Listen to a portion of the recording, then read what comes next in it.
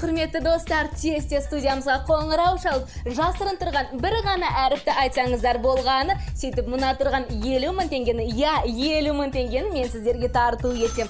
Сонымен бізге хабарласқан көрермен бар сияқты. Алло. Сәлематсыз, сіздің жауабыңыз? Бұл сөз мантап. Иә? Алло. Байланысымыз үзіліп кеткен сияқты. Бірақ экраннан алыстамаңыздар, менде сіздерді қуантатын тағы да бір жақсы жаңалық бар. Мен 50 мыңға тағы да 10 мың теңге қосам, 10 мың. Бірақ әріп 10 мың. Сонымен 60 мың жүлдені кім алады екен? Алло, сәлеметсіз? Бұл сөз мантап.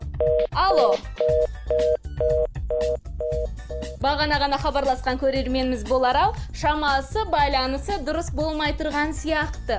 Құрметті көрермендер, бірақ әріп және 70 мың теңге сіздердікі. 70 мың, мен тағы да үстінен 10 мың теңге қосам.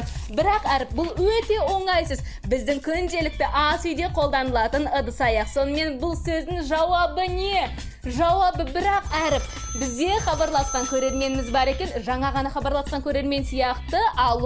Алло, саламатсыз ба? Мантап. Мантап? Тағы да үзіліп кетті шамасы.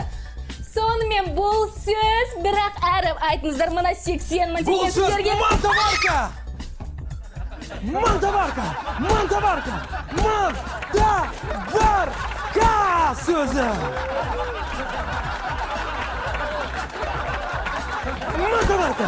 Мантаварка.